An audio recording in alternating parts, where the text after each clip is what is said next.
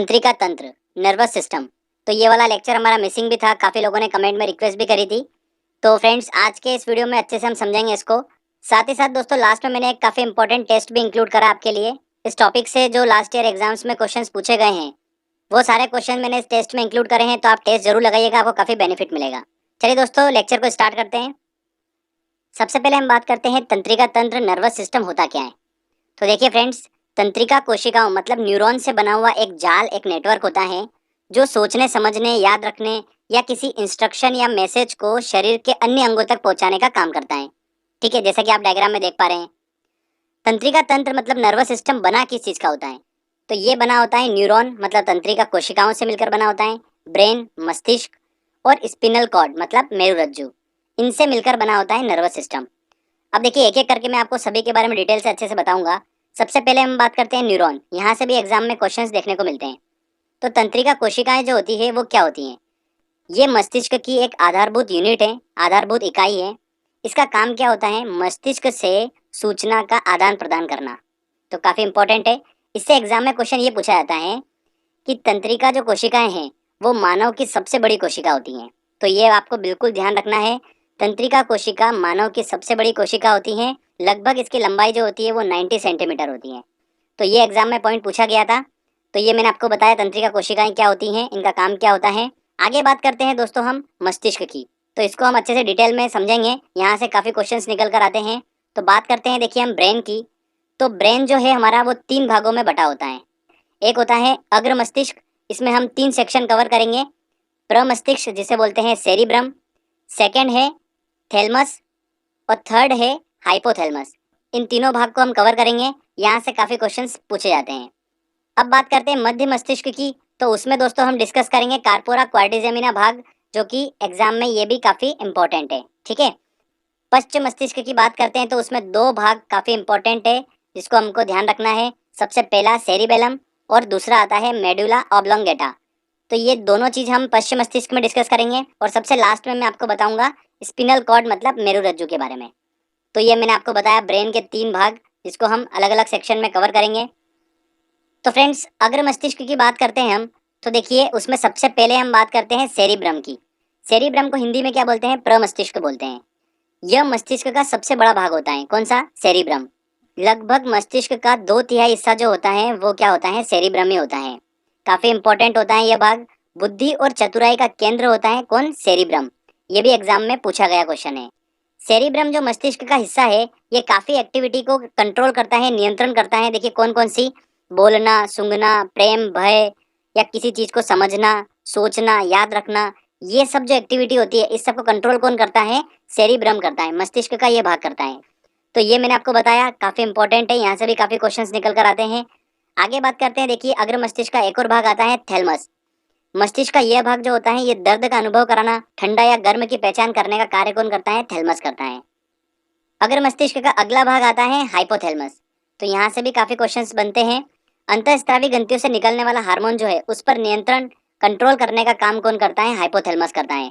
साथ ही साथ भूख लगना, प्यास, ताप पर नियंत्रण किसका होता है? हाइपोथैलमस का होता है। तो ये वाला क्वेश्चन भी एग्जाम में पूछा गया था, भूख, प्यास, ताप पर नियंत्रण किसका होता है? तो हाइपोथैलमस का होता है। ये बताया मैंने आपको अग्र मस्तिष्क के 3 भाग, काफी इंपॉर्टेंट है, सेरिब्रम, थैलमस, हाइपोथैलमस।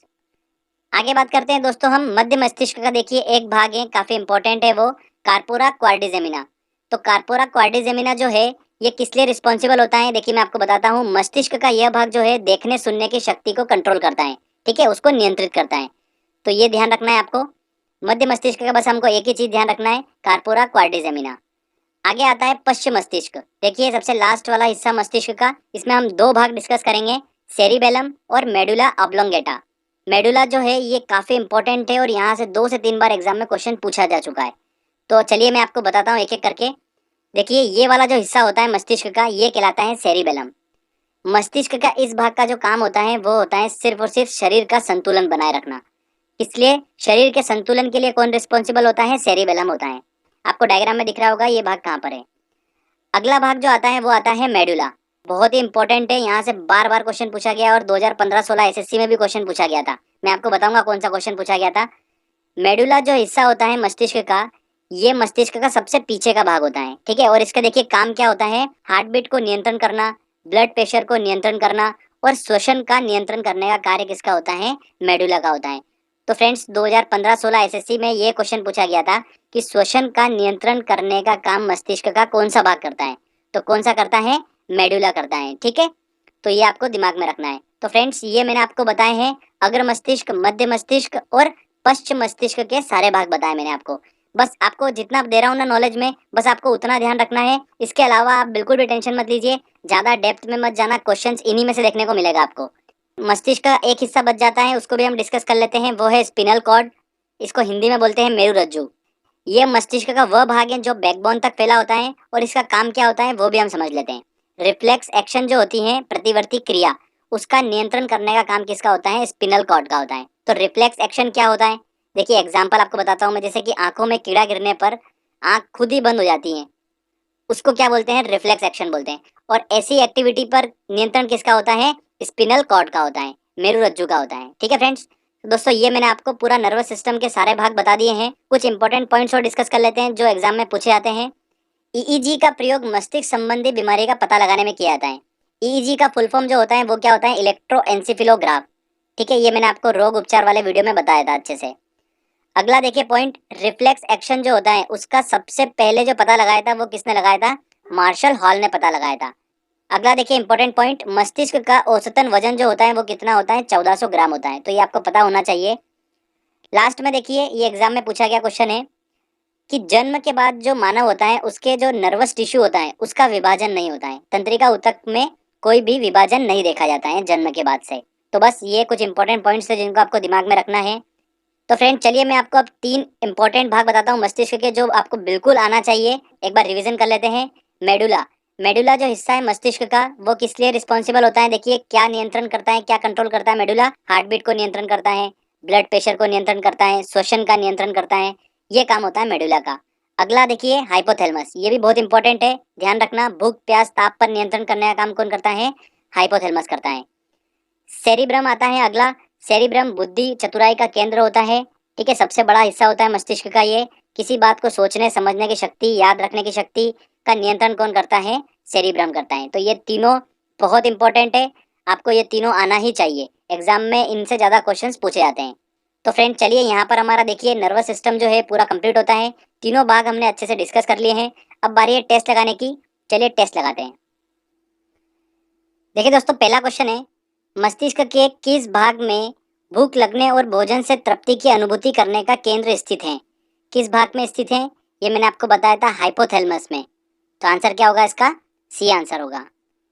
देखिए अगला, सेरेब्रम किससे संबंधित है, तो सेरेब्रम जो है ये मस्तिष्क का हिस्सा है और मस्तिष्क का सबसे बड़ा हिस्सा कौन सा है, सेरेब्रम ही है। मनुष्य के मस्तिष्क का सबसे बड़ा भाग है कौन सा है, सेरेब्रम, इसको हिंदी में क्या बोलते हैं, प्रमस्तिष्क बोलते हैं। तो सी आंसर इसका सही होगा। चलिए अगला क्वेश्चन लेते हैं। मानव शरीर की किन कोशिकाओं में सबसे कम पुनर्योजन शक्ति होती है, वो होती है मस्तिष्क की कोशिकाओं में। देखिए अगला क्वेश्चन, मानव मस्तिष्क का भार कितना होता है, तो मस्तिष्क का भार कितना होता है, औसतन 1400 ग्राम। प्रतिवर्ती क्रियाओं, रिफ्लेक्स एक्शन का नियंत्रण केंद्र कहाँ पर है, प्रतिवर्ती क्रियाओं को कौन नियंत्रित करता है, मेरुरज्जु स्पिनल कॉर्ड नियंत्रित करती है। अगला क्वेश्चन लेते हैं, न्यूरॉन क्या है, न्यूरॉन क्या है, तंत्रिका तंत्र की आधारभूत इकाई है। डी आंसर इसका बिल्कुल सही होगा। न्यूरॉन का काम क्या होता है, इंस्ट्रक्शन या मैसेज को शरीर के अन्य अंगों तक पहुंचाने का काम होता है और यह नर्वस सिस्टम की क्या है, आधारभूत इकाई है। श्वसन का नियंत्रण मस्तिष्क के किस भाग से किया जाता है, देखिए ये पिछली बार का क्वेश्चन है।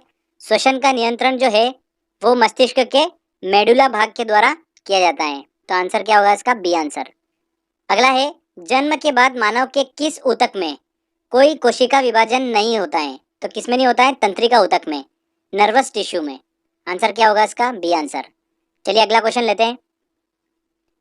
मानव शरीर में सबसे लंबी कोशिका कौन सी है, सबसे लंबी कोशिका कौन सी होती है, तंत्रिका कोशिका।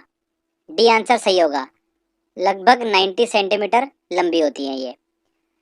अगला देखिए, बुद्धि का केंद्र स्थित है, बुद्धि का केंद्र कहाँ पर स्थित होता है, प्रमस्तिष्क में, सेरिब्रम में।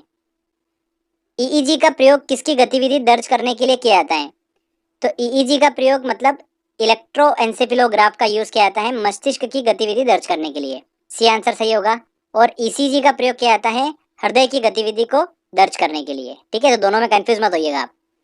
तो फ्रेंड्स, यहाँ पर हमारा ये टेस्ट कंप्लीट होता है। छोटा सा ही टेस्ट है, और ये क्वेश्चन जो मैंने बताए आपको इस टॉपिक से लास्ट ईयर जो भी क्वेश्चंस पूछे गए वो सारे मैंने इस टेस्ट में इंक्लूड करे थे। आपने अच्छे से सारे क्वेश्चन सॉल्व कर लिए होंगे।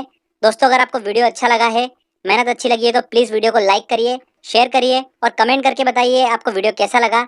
अगर आपने अभी तक चैनल को सब्सक्राइब नहीं करा है तो प्लीज़ सब्सक्राइब भी कर लीजिए, क्योंकि इस तरीके के जब भी वीडियो मैं अपलोड करूँगा आपको उसका बेनिफिट मिलता रहेगा। तो फ्रेंड्स, मिलते हैं अगले वीडियो में। जय हिंद, जय भारत। और अगर तुम लोगों को ये वीडियो पसंद आई तो यार लाइक मार दो, और नहीं आई तब भी लाइक मार दो, क्योंकि फर्क नहीं पड़ता। सही बता रहा हूँ, फर्क नहीं पड़ता, बस लाइक मार दो। और अगर तुम लोग नए हो तो सब्सक्राइब करो, वो जो लाल वाला बटन है उस पर कुछ भी फेंक के मारो, ये माइक फेंक के मारो, ये कैमरा फेंक के मारो, मैंने उल्टा बोल दिया लेकिन मुझे फर्क नहीं पड़ता है, बस सब्सक्राइब करो, मुझे नहीं पता।